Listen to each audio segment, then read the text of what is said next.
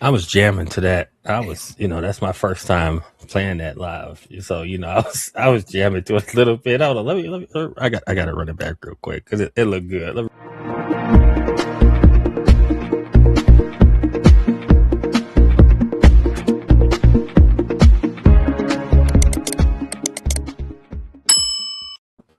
All right. Well, I see we rolling.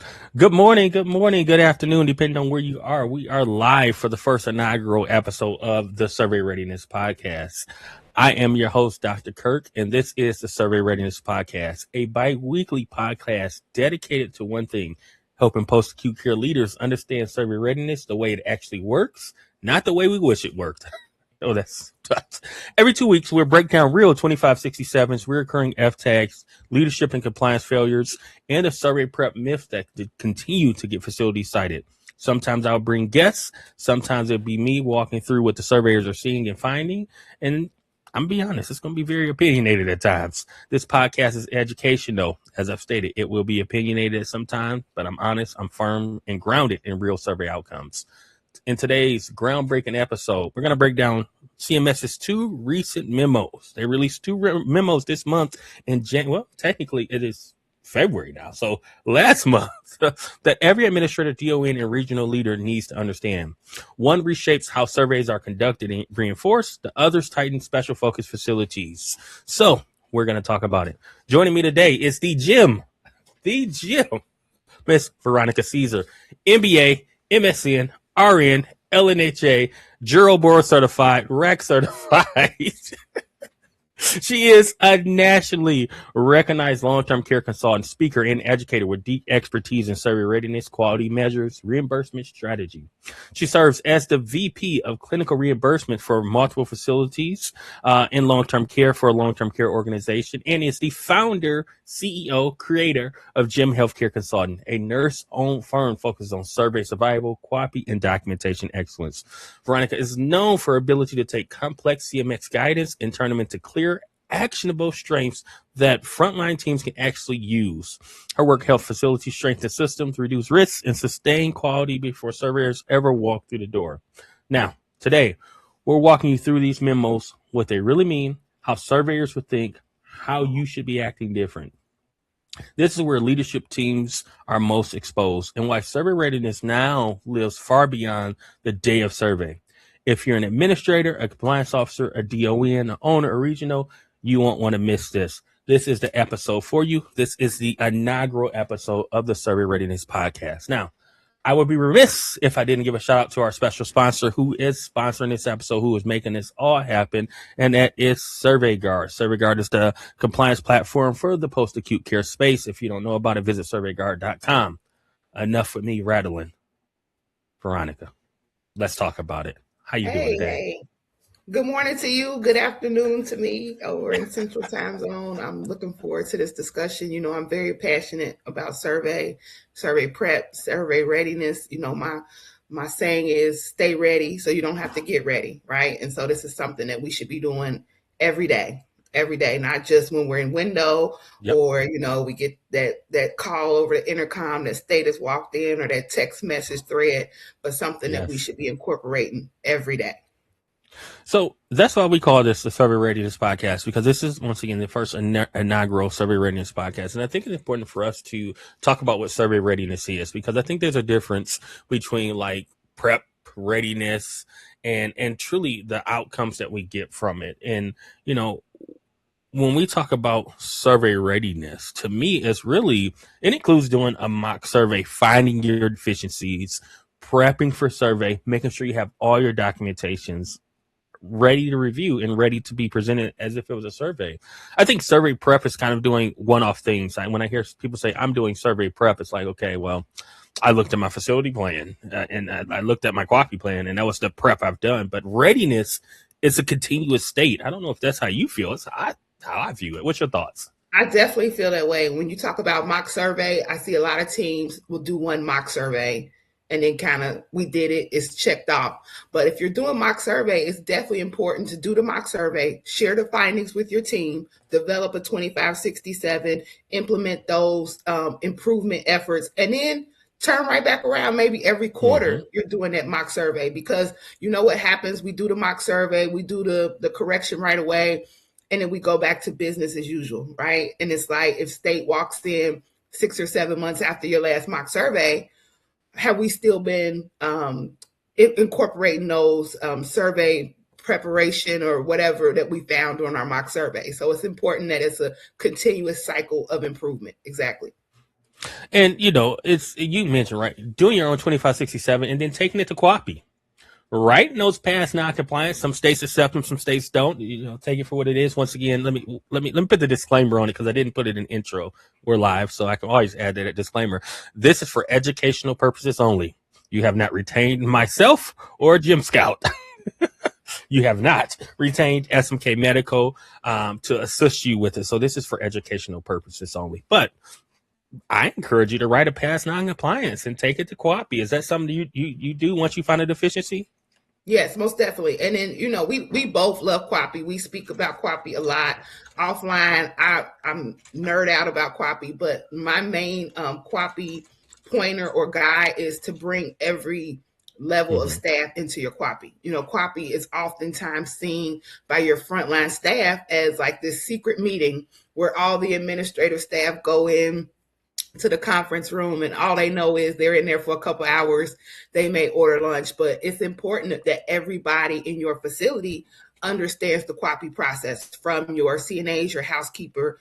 Every person in the facility should be included in QAPI, and maybe, just alternating some of your frontline staff being included in your QAPI process, in your QAPI meetings. It's always a great thing to have those fresh set of eyes, or those eyes that see the resident care areas, those resident areas, or the resident themselves every day. So I definitely encourage QAPI not to be some secret corporate level or administrative high level secret meeting. Definitely bringing those frontline staff in, and then them understanding the importance and the purpose of QAPI, right? Yeah. And, first of all, QAPI says you should have a resident or family participation. So I don't know how it's secretive behind the closed door, but I can't tell you how many times it's secretive behind the closed door. The buildings don't understand what you're QAPI. And so when the state comes in and asks, how are you participating in QAPI? The staff throw their hands up and say, well, let me get my manager. I don't know the answer to that question. And the state's looking at it like, this is a basic question. If you're involved, you should know what it is. So I have seen, and I'm not going to say I endorse it or not, but I have seen in buildings kind of put up a QAPI wall in a break room. This is what we're working on. But I've also heard the argument that people say, well, we don't do that because we don't want, it invites the state to ask questions. And I think I can see it both ways. I think it shows that you're transparent about the data. And transparency means a lot in this space that we are in. I mean, it means a lot. So as somebody like yourself, you're a VP, you're over, X amount of nursing homes. How do you ensure that QAPI is getting done appropriately? Because that's called out in this memo as well, right? That we're going to get ready to go into. But how do you make sure your buildings are actually doing QAPI and not just paper compliant? That's an everyday struggle, right? And so I try to attend QAPI as I'm able, but just also providing the education and just the enthusiasm, right? I know we're both pretty enthusiastic about QAPI. And so sometimes, I get the eye rolls, but as I continue to drill down the importance of QAPI, I feel like I'm getting some buy-in from our staff, from our facilities. And then again, like you said, we do share. I have worked with also some consulting clients that we share some of our QAPI projects, maybe not the specific goals or numbers, but if we're working on falls, we may have, it's fall, don't fall for the fall season. Perhaps that was our third quarter or fourth quarter QAPI project, right? Our focus. And so at least when surveyors come in, they're also able to say, what, do you know about the QAPI? And they might not know the high level, but they can say, we're working on falls, or our QAPI project, one of them is falls, right? And so they have an idea. We don't bog them down with too many of the the minute details, right? We're not going to get them in the weeds, but at least they have an understanding of what QAPI means, right? You don't want a surveyor coming in and saying, hey, can you tell me about your facility QAPI program? And they're like, what? So just definitely including, our frontline staff and the enthusiasm. I definitely think not making it such a, robotic compliance check off paper meeting, but let's talk about the improvements and let's share the improvements, right? So as we have those little improvements, right? Last quarter we had a 10% fall rate. In this quarter we're at 8.9. Like, we know those improvements are not going to be, how quality improvement is a quarter over quarter, time over time. It's not a quick process. And so it's important to share those small victories so that you can kind of get your staff on board and just encourage them, because it is a long process. And I've seen facilities kind of give up. They think after 2 or 3 quarters, we haven't seen much movement. It may have been a 1 or 2% change, but to them, it's not enough, and they kind of abandon it. Well, we're putting all this work in. So this is where data comes in, right? Because a lot of people are copying things that's not data related. Let's just call a spade, right? Yes. They had one fall and said, we copied it. Well, first of all, we should be looking for trends, at least 3 months of trends, 3 months of data. And we know that sometimes the data is dirty because data is living in binders. And that's a lot of the reason why they're not seeing what they need, right? Where our collection process has failed. Mm-hmm. We're not collecting. Our analyzation process has failed, right? Maybe it's failing because the person doing the analyzation doesn't want to be in trouble, right? So they, it looks good, right? So there's so many reasons why QAPI fail, and that's a whole episode in itself. But it leads to, when our QAPIs fail, it leads to this new memo that we got out. And I want to start with this first memo we got out. I actually, shout out to you, I usually am on my game and looking at CMS websites, but apparently I took a Friday off. and you beat me to it. And I was like, hold on, what? So I had to go back and take a look at this memo. And this memo that I have on the screen, 310 pages, by the way. Now, I did not read all 310 pages. Oh, yes, baby, so. I did. Okay. You just got to look at what's read. Yes. So this memo talked very much about IJs. And one of the things that stuck out to me is now the line of discharging a resident to an unsafe environment will result in an IJ. I'm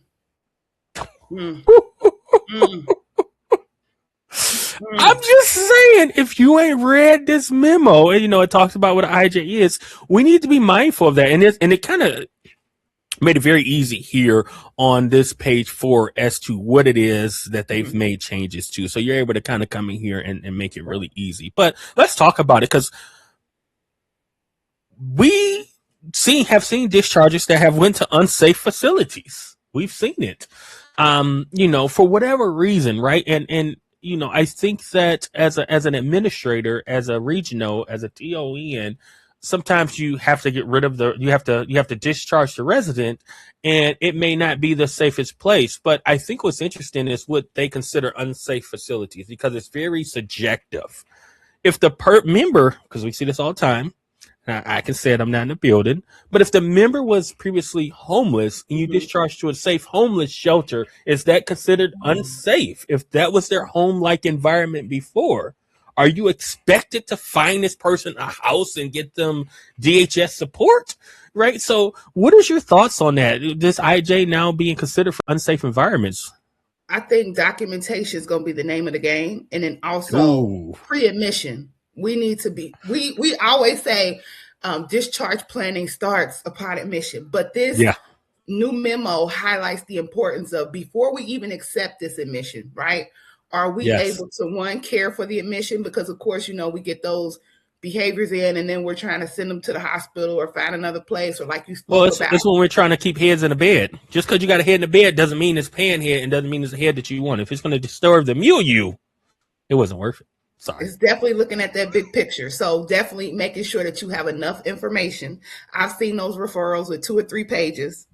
I want the social history. I want, where they, so I've seen those referrals come in. It's 3 pages of meds and diagnosis. And they say, oh, they have XYZ insurance. Let's take them. And it's like, wait, let's take a look and see, what is the discharge plan? What are the goals for the resident? And so even maybe identifying those goals, right?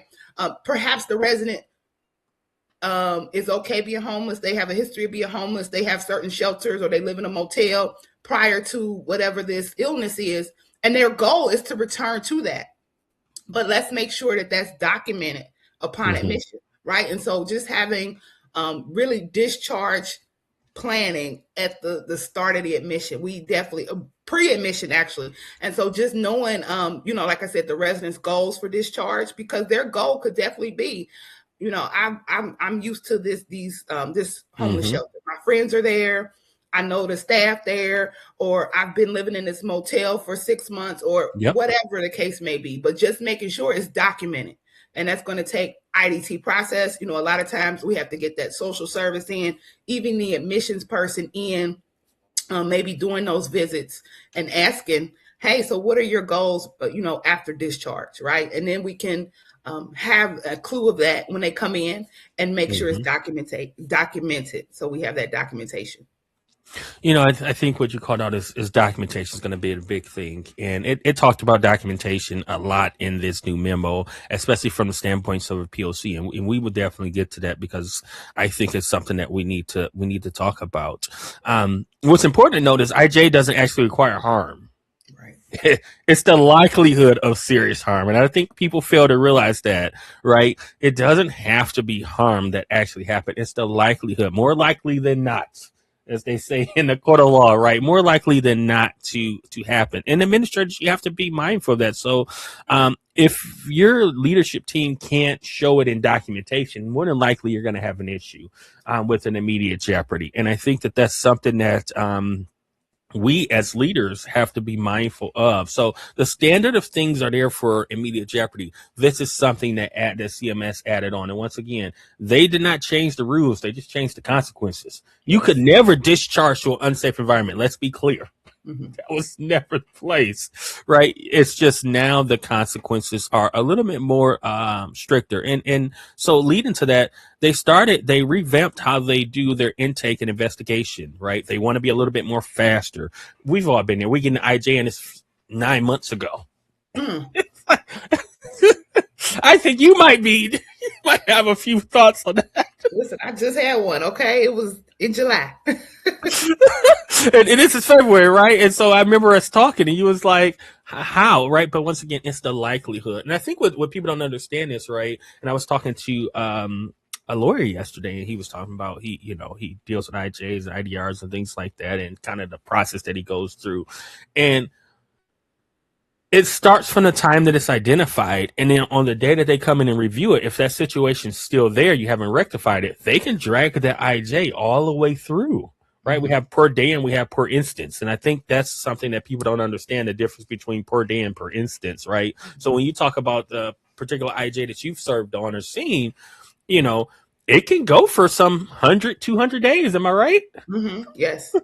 And so that's... quickly. Yes. And that's where buildings get in trouble. I previously worked at a building. That building's no longer actually closed that building down. It's not a secret. You can look up my closure plan. Just type Demetrius Kirk into Google with closure plan right after, and you can see the closure plans I've assisted with. $1 million citation, $1 million survey, right? And it's because buildings weren't using data to drive quality. They weren't doing data with their mock survey. And I have a whole keynote presentation that's getting ready to come out on that, right? We've always done it that way. Well, surveyors don't care about that. No. They don't care about that. So they did talk about a little bit about plan of corrections, how now they're going to be a little bit more scrutinizing on plan of corrections. I see everybody using AI for plan of corrections, right? SurveyGuard has a smart POC built right into it, but it's been trained on hundreds of POCs. When you're writing a POC, it can't be cookie cutter. It can't be... No. You gotta address the issues that they called out, right? So, and you have to be realistic, right? You cannot put in these fantasy utopia monitoring. We will monitor, we will inspect, we will audit, and then you get caught figuratively with your pants down when they come back and you haven't been able to do any of the things that you said you were going to do in your POC. So it needs to be realistic. It needs to be something that you know that you and your facility and your team can do, right? And so I see a lot of facilities get in trouble when they say, okay, this is the POC, or maybe they have a corporate person who maybe hasn't been in their building in a long time, but they write all the POCs. And they don't know how to build and set up. They don't know, so it's important to make sure the people who are going to actually be doing those audits, those trainings, those in-services are involved in the POC creation. Definitely. So I have on yo-yo compliance is dead. You can't be halfway over here, whole over here. You got to be compliant 100% of the time, and that's what CMS is looking for. So when we talk about writing these plan of corrections, right, here's some of the things that I tell people to take out. Stop saying all. Mm-hmm. Stop saying 100% unless you actually mean 100%. Oh my gosh. Don't list residents by name in your POC because it will get kicked back. Am I right or wrong? Yeah. And it must be based on like a smart, what do they call it? A SMART goal. Yes. Specific, measurable, obtainable, realistic, time sensitive. Yes.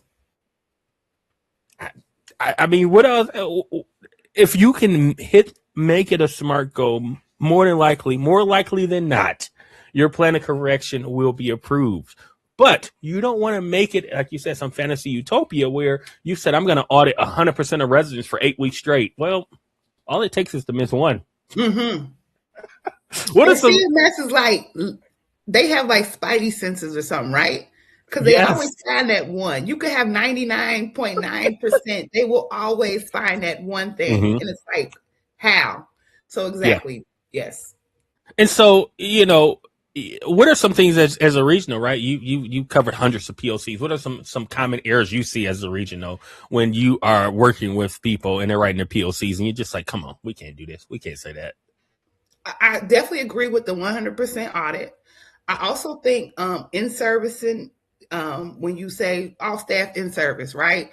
And then you cannot provide documentation of what the in-service actually included. So you'll have maybe a paragraph, right? Or it may, I've seen in-services have one line, care planning. And then they have 100 signatures, right? It's like, what did we talk about with care planning? Or, the elopement, that's the in-service. But literally, it's maybe 2 sentences. Yep. And then staff signatures. And so you cannot prove what you have in service. I'm pretty sure I've seen facilities go around and say, sign this in service. This is an in service about care planning. So that is not the way to improve outcomes, improve quality. Like you just talked about, we're getting beyond compliance, beyond the checkbox, because you haven't really implemented any processes that are going to improve your care planning process or outcomes, right? It's a checklist, and then tomorrow they're going to forget about it. Facts. And so the new memo had 38 different things that they will accept as a plan of correction, 38 different things. So let me just call out some of them here that I wrote down specifically.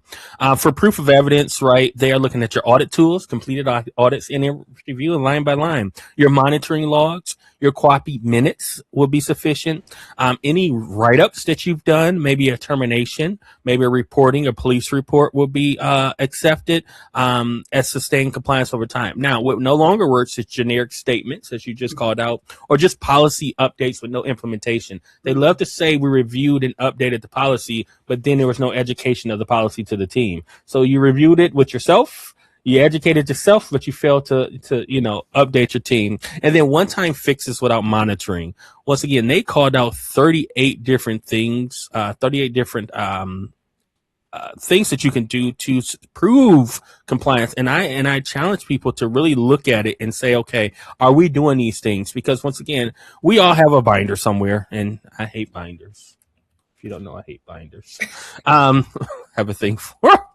So we all have binders somewhere, and then when they come in and they look at this binder, and once again, it's not compliant, right? So as a regional, How do you ensure that these plan of corrections that you are submitting to the state are compliant? Because there's plenty of regionals that's going to be listening to this and struggle to make sure their buildings are compliant with their POCs. You can't be everywhere at once, right? Being involved in the process, though, is the number one thing, right? And so it may take education or, just collaboration with that facility administrator, DON, as we are identifying the ways to be in compliance, as we develop the audit tools, as we develop policy changes, policy implementations, or even the in-servicing, right?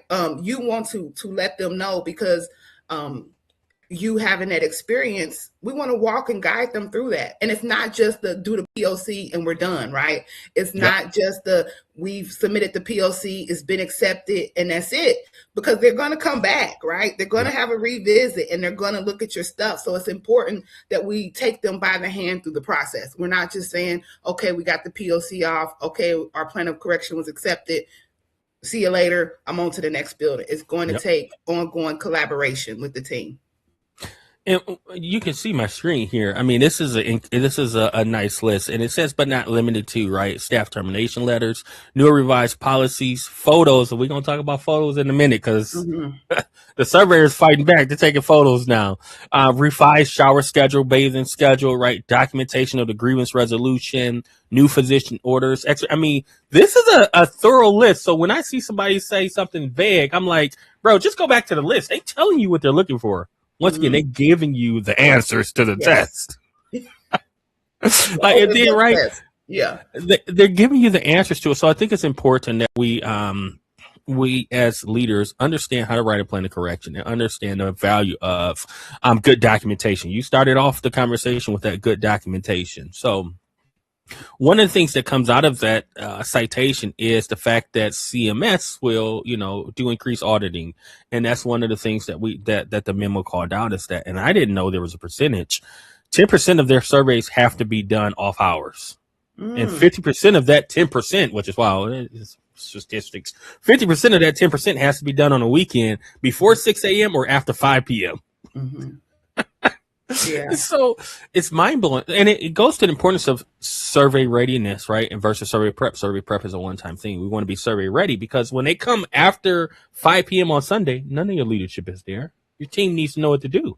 When they come 5 o'clock in the morning, your leadership team ain't there. They need to know what to do, and that's the difference between survey prep, which is one-off, and survey readiness. I was surveyed at 6 p.m. on a Sunday. The last annual I was involved in, they showed up at 6 p.m. on a Sunday. Actually, I think it was on a Sunday. My DON was in another state. I was back in Michigan at a baseball game. I was doing something else, not too far away, but I wasn't in a position where I can ready to leave.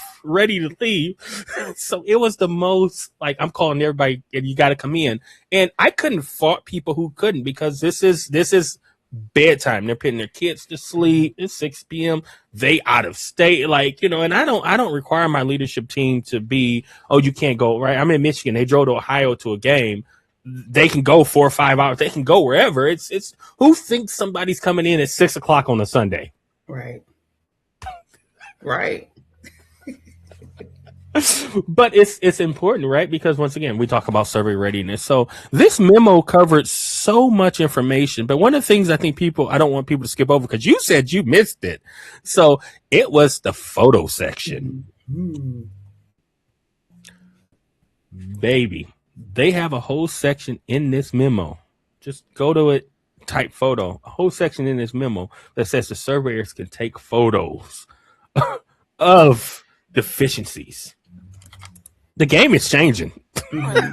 Imagine getting a plan of correction and there's a photo of the med room looking disheveled. Imagine that. It's no longer going to be our word against yours. Now they encouraging the photos, like you said. It's definitely yes. It's going to change. So I took some notes on it. Give me 1 second. Let me pull it up. Let me find where my notes are. Photo. So photographs. Surveyors can take photos, and it matters now. What surveyors can photo? environmental health concerns, unsafe condition, equipment issues, resident room setups, signage that should be there that's not there. It should say oxygen in this room, no smoking, and you don't have a sign. Go ahead and IDR that if you want to. It's definitely gonna be a mindset shift, right? Because we used to, we've always done it this way. We'll explain it if they ask, right? We'll explain it if they ask. But what we need to now start asking ourselves is, would I be okay in this exact moment if this was photographed, right? Man, listen. It's going to be more objective. And, a lot of times our facilities rely on personal relationships with surveyors, that sometimes we get a little grace because of that.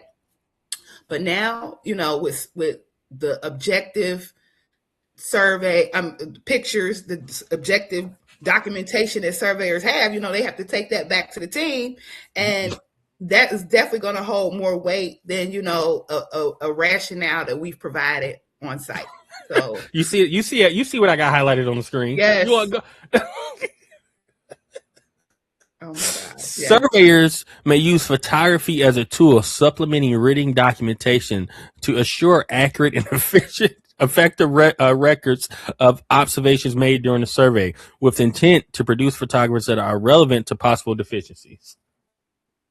I think people gonna miss that. I think people gonna miss it, and they're gonna be surprised when they get that 2567, and they're gonna spend all this money trying to find an IDR, and then these people gonna show up with the receipts. Yeah, show up with the receipts.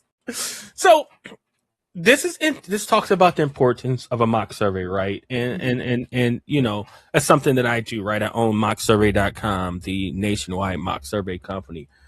Mock surveys, are they optional? Are they negotiable? Or is it non-negotiable at this point? It's non-negotiable. Like you just said, survey readiness is 365 days of prep. It's non-negotiable. Yeah. So are the days of waiting for survey to find it? Is that how we should be operating, or how should we be operating as leaders in this space? Again, we live with this data every day. We live with these residents every day. We know our residents, we know our staff. You have the playbook. You just show, the QSO with the changes, open book test. There is no way that when survey shows up, we should not be ready, right? Because we have the data. So the same information that CMS have, we have, right? We have the data first. So and we deal with these residents every single day. So I'm very passionate about that. And so, survey is just, because there's no way that we should not be having great survey outcomes. And so it's important to me. I know it's important to you, and the software you're building is phenomenal in helping that. And so I'm excited for more people to be able to see that as a tool. But it's just, there's no way that we should not be ready. Well, because if we don't have the supporting evidence, as we tell nurses, if it's not documented, it wasn't done. And so, they taking pictures to document it. It ain't gonna be, we had it. They're gonna pull that out. This ain't, imagine you IDR something and you go there and they say, hold on, let me exhibit A. Exhibit A. And they got your person who you IDRing with a glove, without gloves, doing something to break an infection control. Oh my God. I'm just saying. Yeah. So, that's the first memo, so much more. But the second memo talked about special focus facilities. Did you have a chance to look at that second memo? Yes. So the second memo, special focus facilities, ultimately, you can't just graduate anymore. You got to show substantial compliance. And have you dealt with a special focus facility? Have you oversaw one, been in one? I actually have not dealt with a special focus facility, which is pretty surprising. In 20 years in long-term care, and I've worked at some questionable places, but I've never personally had to work at a special focus facility. So I have worked with special focus facilities. They aren't fun. They are surveyed every 3 to 6 months. And now what CMS is saying is, let me pull up my notes. Now what CMS is saying is they're going to focus more on fall prevalence, staffing levels, complaint history when they're looking at identifying special focus facilities. Every state has a list of candidates. So you can be candidates for years. You can be a candidate for years and never be a focused facility. My job is to help you get off the candidacy list and not see it, but also help you not be a special focus facility. Now, one of the things that I have to do when I deal with special focus facilities is what we love to do. Copy every single thing. Treat every single thing like it's a plan of correction. Survey readiness is a constant state. So we're doing our own mock surveys. You can't rely for the state to come in, because what happens is denial of payment, termination of your CMS license, and they're getting a lot stricter. If you haven't read this memo, they're getting a lot stricter. CMS is now telling them to pick facilities with 2 or more falls or low staffing ratings or ratios. My DMP project was on falls. That's how passionate I am about falls. Facilities need to gain that same passion. Patients, let me be clear. They have a right to fall, but it's your job to protect them. So when they land, they don't hurt themselves. Yes. Where you get in trouble is when they start hurting themselves. They have these reportable injuries. Maybe there's a fracture. Maybe they are repeat falling, and you are only targeting the symptom, right? You're not really treating it, not really treating a person, right? So we've seen falls. Every day they get up at 3 o'clock and they fall. So your intervention is a fall, Matt. Did that really do anything? Or the intervention is a therapy referral, which ain't gonna happen for a week, and they fall tomorrow and the next day and the next day. Oh my gosh! What happens when interventions are like my? Well, what about the intervention was education on the BIMSA too? Put up a sign. Call before you file, and they can't read. They have impaired vision.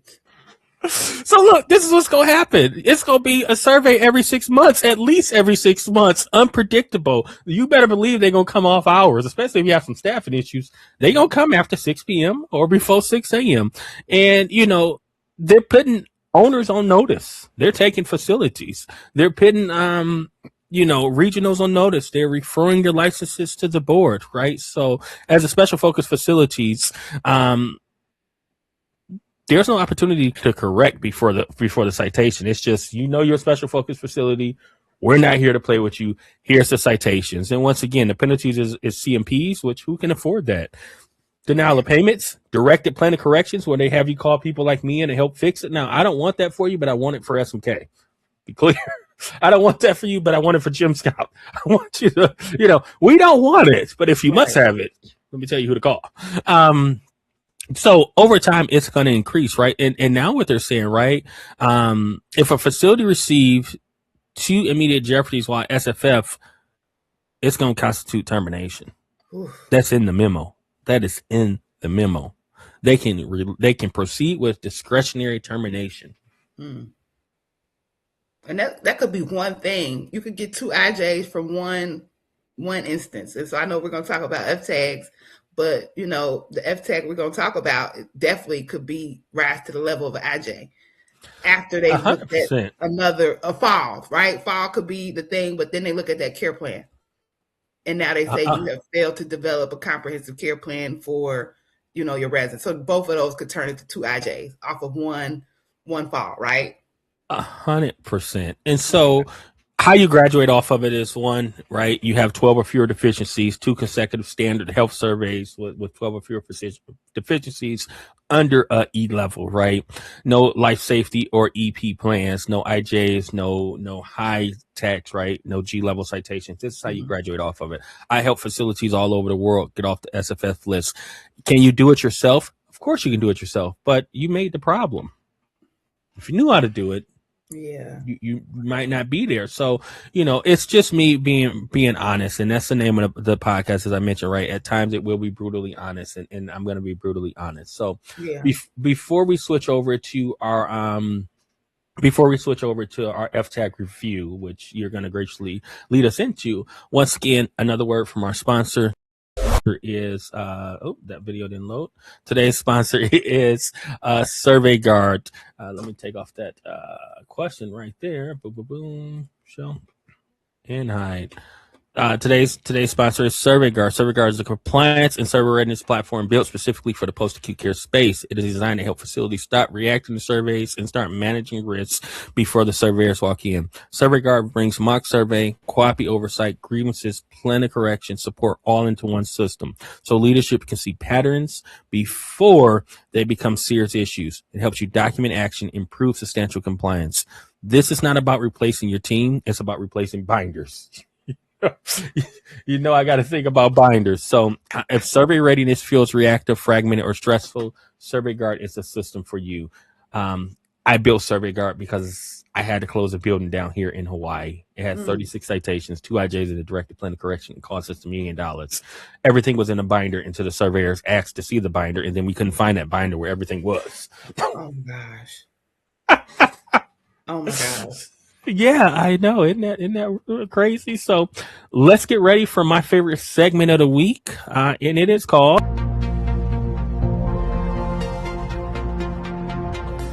the F Tag of the Week Review. And today's F Tag of the Week is going to be brought to us by Jim Scout. You fix F tags. You write plan of corrections as your role as a VP through your consulting company. So talk to us about this week's F Tag. So this week's F tag is F656, which is comprehensive care plan, developing a comprehensive care plan. And so, a lot of times people say, well, somebody's admitted they have a care plan. And so we check that off, right? But really what we're looking at is the content of the care plan, the quality of the care plan, the person-centeredness of the care plan, right? And so I find that F656 is rarely cited because staff don't care, but it's cited because systems don't show, right? They don't show clearly, consistently, or defensively what we're doing, right? I know a lot of us use different EMRs, electronic health records. We're using all that stuff and, click, click, click. They have templates. And so I found that even when I do care plan audits, the care plans have very generic they just check the box, especially for goals, right? Because somebody's goals may not be the same as what the software suggests, right? So sometimes we have to go above. There is always an option in most softwares to create your own custom intervention, custom goals. And so just making sure that we individualize, implement, and follow through. So interventions. I'm very passionate about making sure that the interventions you have on a care plan are resident specific and it's stuff that you're actually going to do. And so I've seen beautiful care plans, 20 pages long. They have great interventions, but it's stuff that the staff is not doing, right? And so that's how we get into that gotcha when state comes in and we get tagged for F656, failure to implement or implement a comprehensive care plan. Oh, it's there, but we haven't implemented it because we're not doing any of the interventions that we've listed, right? Or we may have identified some risks to the resident, right, through some of our risk assessments, but has that made its way to the care plan? We talked briefly about falls, for example, making sure that those interventions that you have for a fall is going to be something that is implemented right away, right? Something to prevent injury, prevent fall, depending on what your goal for this specific resident is. We want to have immediate interventions, right, for things like falls. Also, I feel like IDT collaboration is what's missing in a lot of facilities. And yes. You work with MDS. I'm MDS oriented, came from MDS. And so a lot of times when I worked as an MDS coordinator in a facility, I may have been the only person who did the care plan review, who contributed to the care plan. And I've had surveyors actually tell me, in this role, when I speak to surveyors, where's the IDT? I've seen that your MDS is the only person who signed off on the care plan review. They're asking those questions. And so it's just important to make sure that the IDT understands the importance of an IDT process. Now, of course, you may have an MDS person who's very protective over those care plans, and he or she can be the keeper or overseer of the care plan, but we definitely don't want them being the only ones who know how to put an intervention in, right? Because if I have a fall on a Friday night or a Saturday and I put an intervention in place, we just talked about surveyors coming in on Sunday. Yes. I'm not waiting until Monday to put the intervention on a care plan, right? So we want to make sure that somebody, a nurse, knows how to put. We can always go back. There's a history button in there if we need to fix it or modify it, or she didn't add it right. We can always do those technical adjustments, but we want it there. And so I do see a lot of times that one person is like, I'm over the care plans, or maybe that person has been designated not elected, not volunteered, but voluntold. Yes, told you're going to do the care plan, you MDS, or however that goes. But it's very important. I see most care plan citations come from lack of IDT follow-up. And then the things in the care plan, I actually worked with a building, and they had a survey, and some with the falls. And I think the surveyor asked the MDS coordinator, would this put the resident at risk? They're ding, ding, ding. They want to know, would this, if this wasn't updated on the care plan, would this put the resident at risk of more falls? And so, of course, the MDS person is, I guess, I don't know. I would just say, she said no. Okay, and I probably would have said no too, and gave them, some whatever. So she said, because no one looks at the care plans anyway. Those were her words. So we want to make sure the care plan is not just some thing that only the MDS people look at and state looks at. We want to make sure that we have the ability. I know in a lot of EHRs, there's the ability to add some of these interventions to the Cardex. So we want to make sure we train our staff. And so also them understanding Cardex care plan is sometimes used interchangeably, because we have had surveyors ask our frontline staff about care plan. And they may say, I've never seen a care plan, but they see the Cardex listed. And so they may not understand that a Cardex could be considered part of the care plan, right? Facts. So you dropped so many gems. Maybe that's why it's called the Gem Scout. And that's what's the purpose of this podcast, right? It's about QAPI, compliance, leadership, and team readiness. And that's what I have down at the bottom of our screen, right? QAPI, compliance, leadership, and team readiness. And if throughout our whole podcast, you'd heard us mention each and every one of those core values that I think we both share when it comes to the post-acute care space. You started, and we're going to stay on the F tag that you said, but I want to talk about the chain, how this progresses, right? Because this progresses very quickly. And so what happens is it starts as this tag that you just called out, right? 656 is what you called out, which is a care plan tag, right? And you know what it progresses to next? You want me to tell you where it goes every time? 684, quality of care. And after quality of care, you know where it goes to next? You know what I'm about to say? I'm about to tell you where it goes to next. It then goes to 689, accidents and supervision. There's the progression every single time. You see a care plan, you see POCs, care plans, quality of care, accidents. Yes. We should coin it like the trifecta. We see it, right? Because just like what you said, right? They say, if it's not a care plan, could this lead to a fall? Well, now that's a quality care issue, which, if depending on how they write it, could be a standard of care issue. And then it leads to 689, which is accidents and injuries. So I don't want you to get that tag. I want you to be good. I want you to not have that issue. But a lot of people, unfortunately, will have that issue because they're not taking care planning seriously. Why do you think, people aren't taking care plans seriously, right? Because that's just, to me, it's the basis, especially as nurses. It's beating to our head, care plan. But it's so, I think maybe because it's so easy checkbox, but why do you think we're not taking it seriously? I don't think we talk about it enough, really, right? I mean, I sit in some clinical meetings and we may say, is the care plan updated?